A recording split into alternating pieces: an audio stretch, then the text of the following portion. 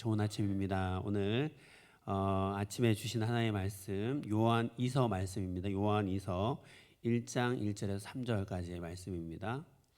요한이서 1장 1절에서 3절까지의 말씀 찾으신 대로 한 절씩 교독하고 마지막 절은 함께 읽도록 하겠습니다.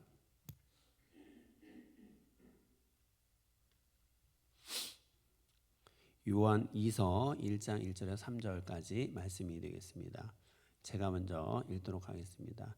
장로인 나는 택하심을 받은 부녀와 그의 자녀들에게 편지하노니 내가 참으로 사랑하는 자요 나뿐 아니라 진리를 아는 모든 자도 그리하는 것은 우리 안에 거하여 영원히 우리와 함께할 진리로 말미암으리로다. 함께 읽습니다.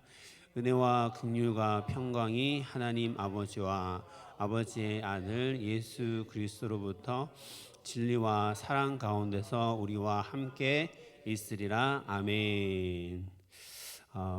요한이서 1장 1절에서 3절까지의 말씀을 통하여서 진리를 사랑하고 진리를 알고 진리 안에서 걸으라 라는 말씀의 제목으로 피차 은혜를 누리고자 합니다. 금방 읽으신 요한이서 1절에서 3절까지 또 요한이서 1장 전체를 요약하면은 위의 제목으로 표현할 수 있을 것 같았습니다. 진리를 사랑하고 진리를 알고 진리 안에서 걸으라. 요한은 6절에서 말하고 있는 이 진리 안에서 살아가고 진리 안에서 걸어간다라는 것이 무엇인지를 설명하고 있습니다. 우리 6절 말씀을 함께 읽어보도록 하겠습니다. 시작. 또 사랑은 이것이니 우리가 그 계명을 따라 행하는 것이요 계명은 이것이니 너희가 처음부터 들은 바와 같이 그 가운데서 행하라 하심이라. 아멘.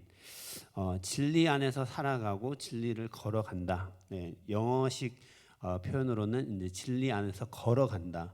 네, 이렇게 표현을 하고 있는데요. 자, 진리 안에서 걸어간다는 것의 의미는 서로 사랑한다라는 의미였습니다.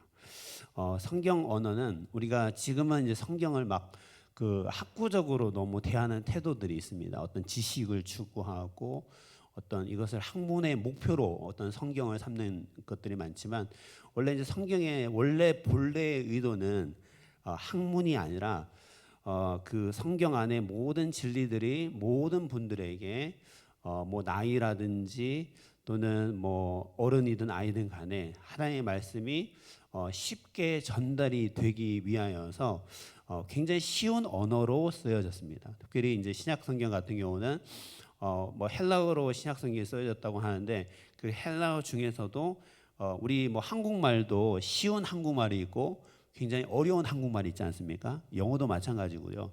모든 언어는 그런 것들이 있는데 그 헬라어 중에서도 쉬운 언어, 코인의 그 헬라어로 이제 신약 성경이 기록되었다라고 이야기를 합니다. 이 코이네라는 것은 이제 범용이다, 쉽다는 얘기죠. 누구라도 이해할 만하다.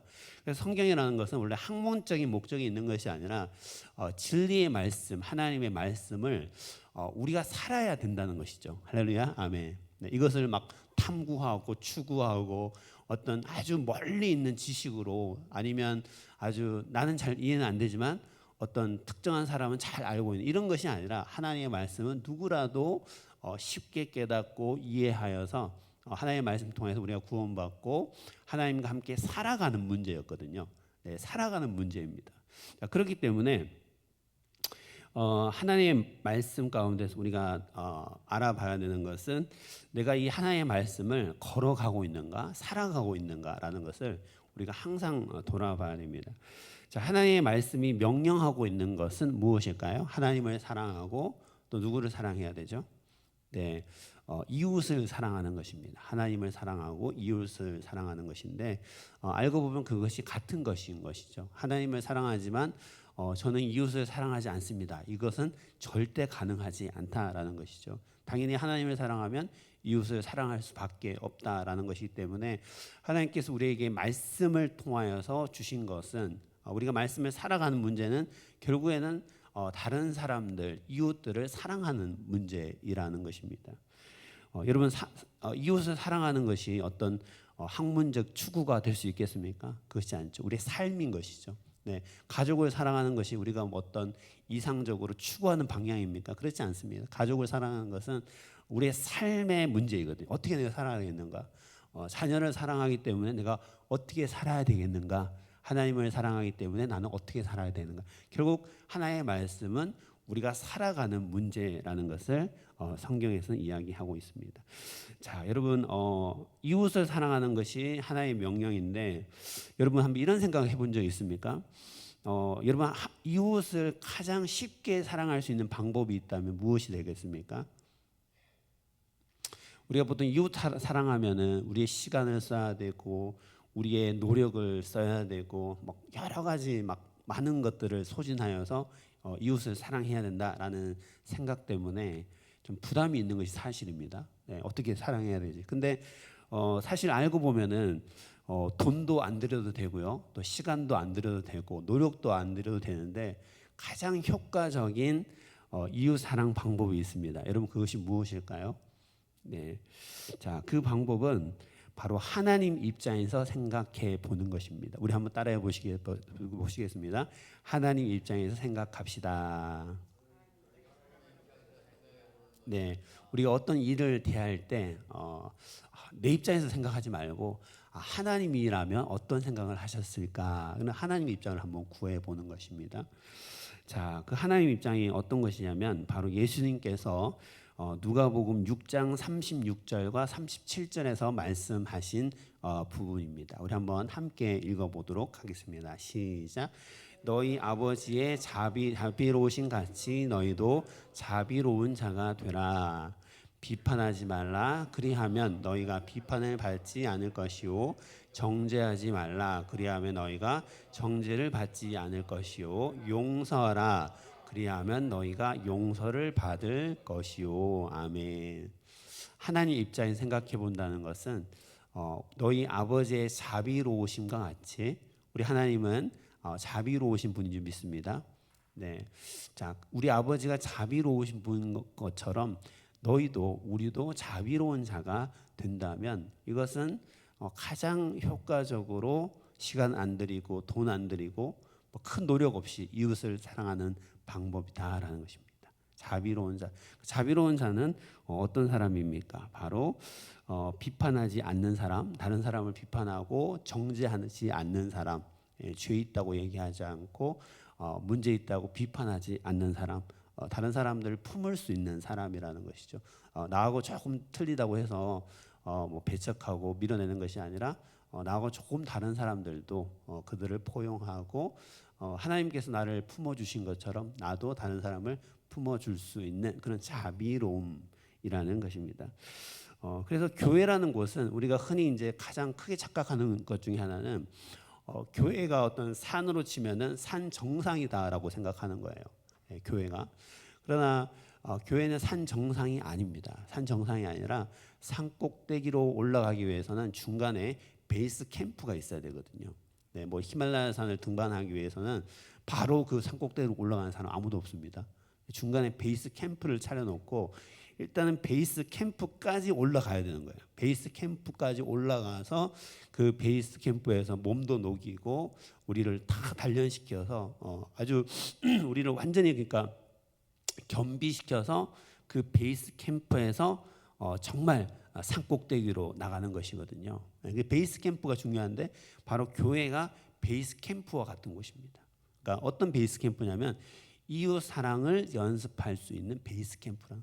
여러분 교회라는 공간이 사실 이웃을 사랑하기가 얼마나 쉽습니까, 그죠? 일단 이웃이 이미 와 있고 내가 돌봐야 될 이웃이 이미 있습니다, 그죠? 내가 굳이 이웃을 찾아갈 필요도 없고 또 이곳은 교회라는 곳은 주로 신앙 공동체, 하나님을 믿는 사람들이 나와 있는 그런 믿음의 공동체이지 않습니까? 여러분 얼마나 쉽습니까, 그죠? 우리가 세상에 나가서 이웃을 사랑하는 것은 너무나 어렵지 않습니까? 세상에 많은 풍파를 뚫어야 되고 엄청난 선입견들을 극복해야 되는데 교회라는 곳은 베이스 캠프입니다. 쉬운 거예요. 예. 그래서 그 교회라는 곳을 통하여서 우리 교우들을 사랑하는 것인데 그 사랑의 가장 쉬운 방법은 무엇이죠? 내가 자비로운 사람이 된다라는 거예요. 네, 하나님이 너무 기뻐하시는 거예요. 네, 마치 이 사람은 큰 노력도 안 한 것 같은데 마음 자체가 젠틀하고 품어주고 또 너그럽게 받아주기만 해도 비판하지 않고 또는 정죄하지 않고 그냥 조금 실수해도 품어줄 수 있고 용서해주기만 해도 여러분 얼마나 이거 쉽습니까? 그죠? 말이 그죠?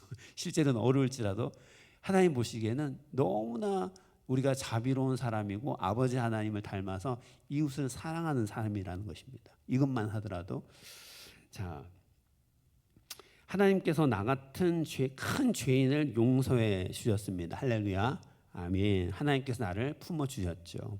네, 사도 바울은 자기를 죄인 중에 괴수라고 하지 않았습니까? 그건 추상적인 표현이 아닙니다. 실제로 예수님 믿겠다는 사람들 다 죽이려고 쫓아다니지 않습니까? 굉장히 악한 인생을 살았던 거예요.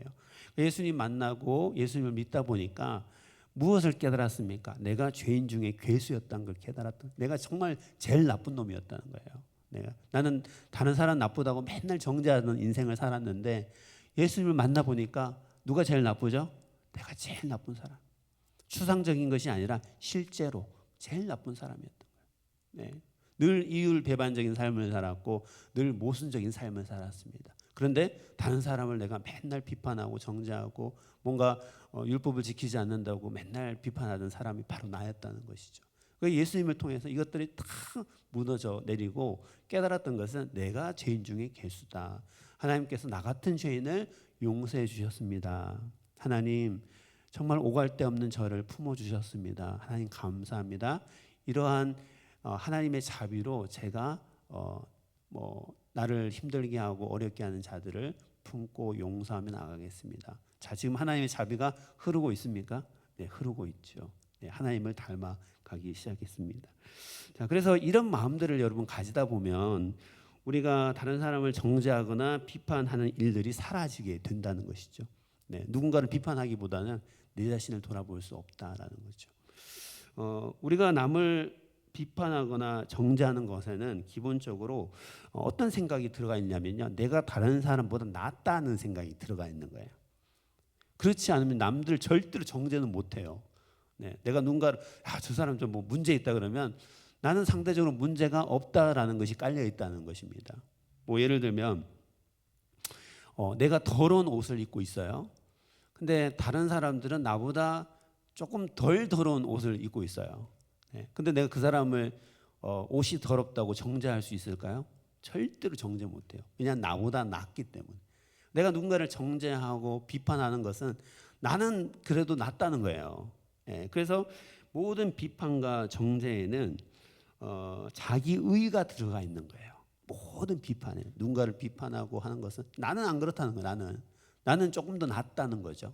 네, 안 그렇다기보다도 저 사람보다 나. 그러니까 내가 저 사람을 비판할 수 있는 자격을 얻게 되는 것처럼 느껴지기 시작한다. 나의 의가 비판과 정죄와 용서하지 않는 마음 가운데 들어가 있다는 거예요. 그 의가 나의 의, 하나님의 의가 아니라 나의 의가 들어가 있습니다.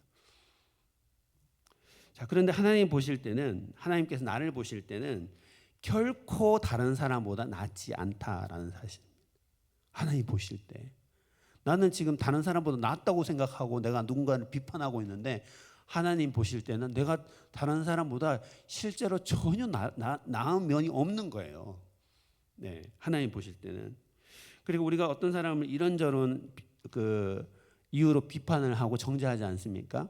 자, 그런데요, 내가 누군가를 비판할 때 그때 우리가 잠깐 멈추고 내 자신 한번 돌아봐야 됩니다. 내 자신을 돌아보면 관찰을 해봐야 되는 거죠. 내가 누군가를 비판하고 있지만 내가 과연 내가 비판하고 있는 저 사람들에 비해서 나는 과연 나을까라는 것입니다. 그것들을 돌아봤을 때 사실 나는요, 옛날에 저 사람보다 훨씬 더 더한 것도 많이 했고 더 훨씬 악한 일도 많이 했고, 예, 걸리지 않았을 뿐이죠, 그죠? 네, 뭐 미국에 그런 얘기가 있더라고요. 뭐 감옥에 있는 사람과 감옥 밖에 있는 사람의 차이가 걸렸냐 걸리지 않았냐의 차이라고 그러더라고요. 네. 사실 나는 속마음으로는 너무너무나 미움과 다툼이 우글우글 거리고 있었는데 그냥 겉으로 드러나지 않았을 뿐인 것이죠. 사실은 실제로 내가 다른 사람보다 나을 수가 없다라는 것입니다. 그래서 요한 2서 말씀은 이렇게 말씀 중심으로 이웃들을 사랑하고 이렇게 삶과 그의 신앙이 분리되지 않는 그리스도인의 모습을 이야기할 뿐더러 대조적으로 이단에 대해서 이야기를 합니다. 네. 자, 여러분 이단이 왜 이단인 줄 아십니까? 원래 이제 이단이라는 것은 단이 다르다라는 뜻입니다. 단이 다르다. 단이 다르다. 이가 이제 다를 이자인 거죠. 단이 다르다. 자, 근데 이단이라는 것은 뭐가 이단이냐면 삶과 가르침이 다르기 때문에 이단이라고 할 수 있습니다. 그들의 삶과 실제 삶이 전혀 다른 거예요. 뭐 예를 들면은 겉으로는 하나님 사랑하라고 가르칠 수는 있지만 그들의 삶을 보면 이웃을 미워하고 정죄하고 비판하고 그런 삶이에요. 이웃들을 매니플레이트하고 속이고 그런 거짓의 삶을 살아가고 있는데 그들의 가르침은 뭐 이웃을 사랑하라 이런 가르침이에요. 컨트라딕션이 있다는 거예요. 모순점이 있다. 그래서 그것을 이단이라고 할 수 있습니다. 이단. 자, 사도 요한은 그러니까 말로는 하나님을 사랑한다 하지만 실제로는 예수님을 믿지도 않고요. 예수님을 대적하고 있는 거예요. 근데 겉으로는 간판은 하나님을 사랑한다. 실제로 들어가 보면 하나님의 말씀을 대적하고 하나님의 말씀에 반대로 하는 그게 이단이라는 것입니다. 자, 근데 사도 요한은 이 7절에서 이단에 대해서 말씀하고 있습니다. 우리 7절 말씀을 함께 읽어보도록 하겠습니다. 시작. 미혹하는 자가 세상에 많이 나왔으니 이는 예수 그리스도께서 육체로 오심을 부인하는 자라. 이런 자가 미혹하는 자요 적 그리스도니. 아멘. 자, 적 그리스도, 엔타이 크라이스트, 적 그리스도 이단이죠. 그렇죠? 이단. 미혹하는 자, 적 그리스도, 이단 같은 사람이죠. 자, 이단의 특징을 이 말씀에서 이야기를 하고 있습니다. 이단은 어떤 특징이 있습니까? 이단의 특징은 거짓 가르침에 있습니다. 적 그리스도, 이단은 또 하나의 특징은 멀리 있지 않다라는 것입니다. 멀리 있지 않다. 이단이 어디 있습니까? 가까이 있다는 거예요. 이단이 어디서 멀리서 우리를 미혹하는 게 아니라 누군가를 미혹하기 위해서는 어떻게 해야 될까요? 가까이 가야 되는 것이거든요. 멀리서 어떻게 미혹을 합니까? 그래서 이단이라는 것은 가까이 있다. 그래서 사도 바울은 갈라디아서 2장 6절 말씀에 보게 되면 갈라디아서 2장 6절 말씀을 한번 읽어보도록 하겠습니다. 시작.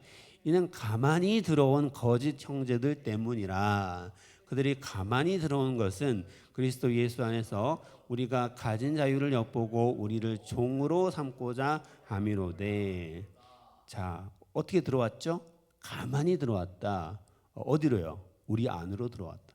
그러니까 이단은 멀리 있는 이단이라는 것은 있을 수가 없는 거죠. 항상 그 공동체 가운데 침투해 있고 우리하고 가까이 있고 굉장히 가까이 있다라는 거. 이단이라는 것은 멀리 있는 이단이 어떻게 이단일 수 있겠습니까? 그죠? 자, 그런데 이 그 거짓 형제들은 늘 우리 가운데 있기 때문에 조심해야 됩니다. 자, 적그리스도는 그 아까 말씀 뒤로 한번 돌려주시면 적그리스도는 자, 이단의 특징이 무엇입니까? 이단이라는 것은 예수 그리스도께서 육체로 오심을 부인하는 자다라는 이게 이단이라는 거죠.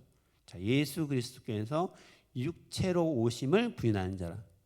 육체로 오심을 부인했다라는 것입니다. 초대교회에서 가장 이제 교회를 황폐하게 하고 힘들게 했던 것이 바로 이단인데, 그때는 이단을 이제 그 영지주의라고 불렀습니다. 영지주의. 영지주의라는 것은 그나시시즘이라는 것인데요. 영지, 어떤 영적인 지식을 추구하는 것입니다. 영지주의. 지금은 어떨까요? 지금 이단들은 그럼 영지주의가 아닐까요? 아닙니다. 지금 이단도 전부 다 영지주의입니다. 큰 틀에서 이 구조를 이단들이 다 벗어나기 힘든 거죠. 옛날에도 초대교회도 교회를 어렵게 하고 황폐했던 것이 영지주의 이단이었는데 지금도 마찬가지라는 거예요. 이단은 같은 세월은 변해도 같은 구조를 갖고 있는데 영지주의는 예수께서 육체로 오심을 부인하는 자다라는 것입니다. 이 영지주의라는 것은 극단적인 태도를 보이게 됩니다. 그러니까 영지주의가 극단주의가 되는 거죠. 이들은 어떤 생각을 갖고 있냐? 왜 예수님께서 육체로 우리 같은 몸을 입고 이 땅에 오셨다는 것을 부인할까요? 그들의 믿음 가운데는 육체는 악하다는 생각이, 육적인 것은 악하다 이런 생각이 있는 거예요. 네, 육적인 거. 그러니까 우리의 몸도 육이지만 이 육이라는 것을 넓혀보면 어떻겠습니까? 우리의 인생사, 먹고 사는 모든 문제들, 이런 인생 자체가 악하다라는 인식을 갖고 있는 거예요.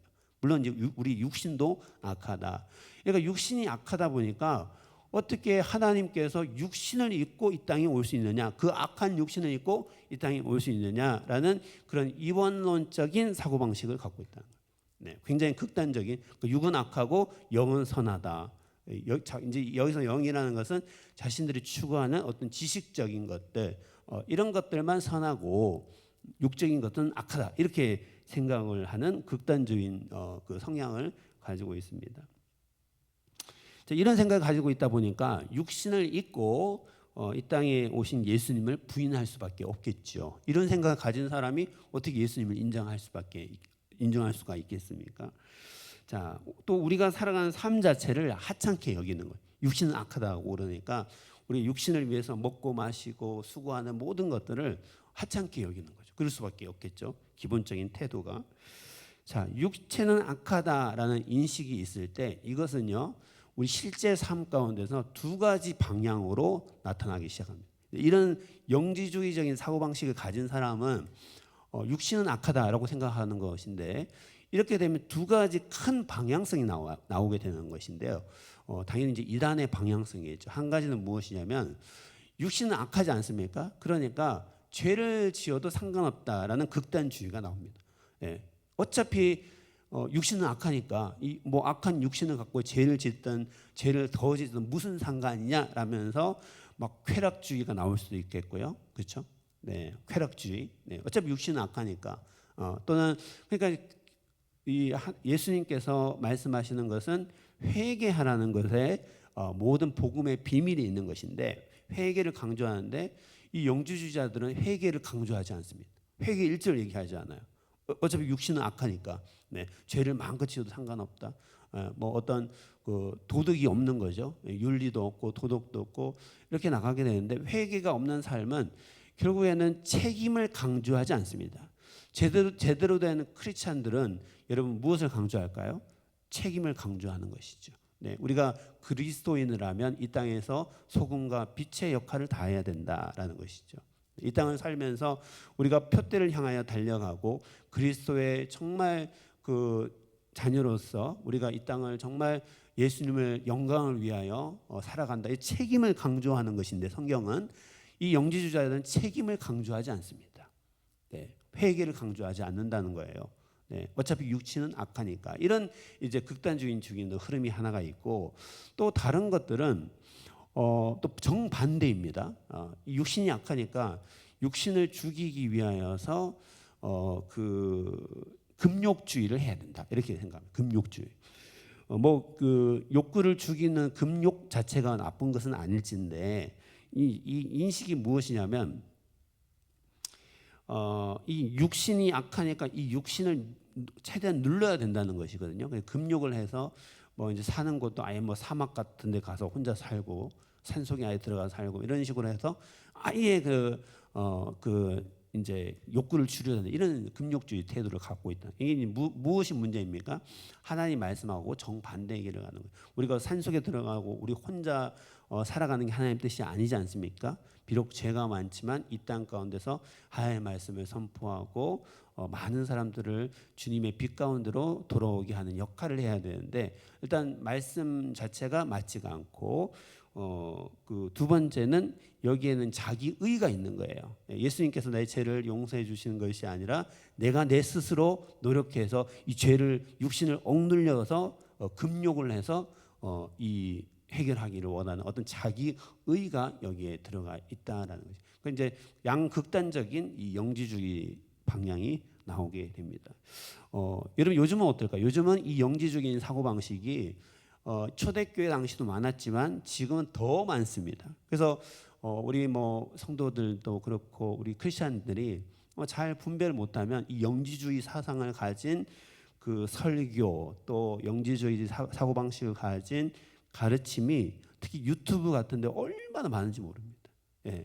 어떤 사람은 이제 목사님 은혜 받았습니다 하는 그 영상을 봤더니 그것도 이제 뭐 문제가 있는 그런 그 신학을 가진 분들이고 이런 경우들이 많고 우리가 잘 분별을 못하니까 유튜브에 흘러 넘치는 거죠. 근데 이렇게 영지주의인 사고방식을 가진 막 설교 같은 데 노출이 되기 시작하면 내가 거기에 반응을 하잖아요. 이런 말들은 주로 매력적이죠. 왜냐하면 책임을 강조하지 않고 너 책임질 필요 없어. 너 그렇게 부담 가질 필요 없어. 뭐가라고 그렇게 헌신을 해. 막 이런 아주 그 성도들의 귀를 간지럽히는 이야기들이 많기 때문에 내가 한번 그런데 매력이 좀 이렇게 관심을 가지면 유튜브 알고리즘으로 인하여서 계속해서 똑같은 얘기를 계속하게. 이 사람이 세뇌가 되는 거예요. 그죠? 요즘 유명한 가스라이팅이 돼요. 아 그래? 아이고 교회 갔더니 교회에서는 책임을 강조하는데 유튜브 보니까 내가 왜 그렇게 책임 가지고 살아야 되나? 난 그냥 편하게 살고 싶어 이렇게 자꾸 사람이 세뇌가 되기 시작하는 것이죠. 요즘 이런 게 영지주의적인 사고방식이 뭐 흘러 넘치고 있지 않습니까? 우리가 지금 그런 시대를 살아가고 있습니다. 유튜브 때문에 그런 것들이 있습니다. 자, 그래서 사도 요한은 우리의 삶이 지금 이런 삶이기 때문에 이런 영지주의적인 이단적인 사고방식에 대해서 우리가 조심을 해야 되는데 그럼 어떻게 조심해야 될 것인가를 말씀해 주고 있습니다. 자, 9절 말씀을 보게 되면 지나쳐 그리스도의 교훈 안에 거하지 아니하는 자는 다 하나님을 모시지 못하되 교훈 안에 거하는 그 사람은 아버지와 아들을 모시느니라. 아멘. 영지주의 이단에 빠지지 않는 방법은 이단에 있는 것이 아닙니다. 우리 자신에게 있습니다. 우리가 그리스도의 가르침에서 벗어나지 않는 것이 가장 이단에 빠지지 않는 방법이다라는 거예요. 그들에게 어떤 작은 부분도 양보하지 않게 됩니다. 어떨 때요? 그리스도의 가르침 안에 머물러 있을 때. 그 그리스도의 가르침을 자꾸 넘어서려 그러다 보니까 자꾸만 미혹당하게 되는 것인데 말씀 중심 안에서 우리가 든든히 서 있을 때 그것을 벗어나지 않는다는 것입니다. 자, 우리 예수님도 마찬가지로 이런 많은 유혹들을 이겨냈는데요. 그 누가복음 10장 26절에 그 이야기가 나와 있죠. 우리 예수님은 어떻게 말씀하셨냐면 예수님을 미혹하기 위하여 시험하기 위하여 어떤 율법 교사니까 얼마나 막 성경을 달달 알고 그 성경을 지식적으로 추구한 사람입니까? 이 사람이 예수님을 시험하기 위해서 나와서 이야기했을 때 예수님은 어떻게 대처를 하셨냐면 누가복음 10장 26절 말씀을 한번 읽어보도록 하겠습니다. 시작. 예수께서 이르시되 율법에 무엇이라 기록되었으며 내가 어떻게 읽느냐라고. 무슨 얘기죠? 성경에 뭐라고 얘기되어 있냐, 또 네가 성경을 어떻게 해석하고 있느냐라고 물어보신 거예요. 자, 이 말씀에 예수님 말씀에 예수님이 새로운 말씀을 하신 것이 아니지 않습니까? 하나님 말씀에 뭐라고 되어 있느냐, 이단이 나왔을 때 또는 미혹하는 자가 나왔을 때 자, 그렇게 주장하는 건 좋지만 하나님 말씀이 도대체 지금 뭐라고 되어 있느냐라고 물어봤을 때 율법 교사가 할 말이 없었겠죠. 미혹하는 것들, 이단, 뭐 영지주의 이런 것들이 하나님 말씀 중심 안에서 있을 때에 넘어가지 못한다는 것입니다. 그래서 아무리 좋은 말처럼 들려도 그런 것들이 얼마나 많습니까? 정말 귀를 솔깃하게 하는 것들 너무 많은데 그런 것들이 들렸을 때 성경에 충분한 근거가 있는지를 따져 보아야 된다는 거예요. 누가 뭐라고 그런다고 해서 그게 믿는 것이 아니고 예수님 말씀하신 거죠. 그 성경이 어디에 그 쓰여져 있느냐 물어보는 거죠. 어떤 엉뚱한 주장을 할 때 그 성경 성경에서 어떻게 얘기를 하고 있길래 당신 그렇게 믿고 있느냐 물어보는 거죠. 예수님처럼. 자, 세 번째는 그리스도의 교훈 안에 거하지 않는 자들과 교제를 하지 않는 방법입니다. 여러분, 이단이 여러분들을 찾아왔습니다. 여러분 어떻게 해야 될까요? 이단을 설득하면 좋겠습니까? 어떻게 하면 좋을까요? 네? 네, 가장 좋은 방법은 도망가는 것입니다.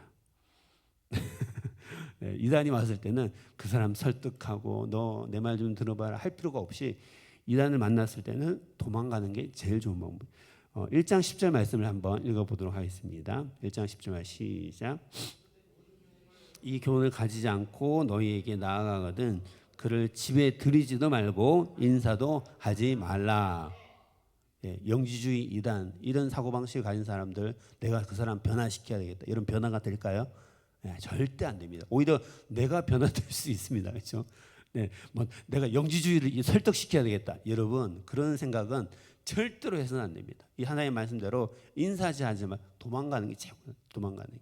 예, 그 사람을 변화시키러 나갔다가 오히려 내가 더 변화돼가지고 빠질 수 있거든요. 그래서 내가 뭐 뭔가 내가 두 사람을 누구를 이길 수 있다 이런 착각은 해서는 안 된다는 거예요. 이단은 이단이기 때문에 변화되지 않기 때문에 이단인 것이죠. 그래서 그들을 만났을 때는 피하고 교제하지 않고 뭔가 영지주의 사상이 있다 이러면 교제를 끊고 정리하고 이렇게 벗어나야 된다. 이런 영적인 지혜가 있어야 된다라는 것입니다. 자, 우리는 말씀을 기반으로 하지 않는 어떤 가르침에도 항상 깨어 있고 조심하여서 우리 자신들을 살피는 노력들이 굉장히 필요한 시대를 살아가고 있습니다. 이런 하나님의 충만한 은혜와 또 지혜가 우리 사랑하는 성도님들 가운데 충만하시기를 주님 안에서 축복합니다. 우리 기도하겠습니다.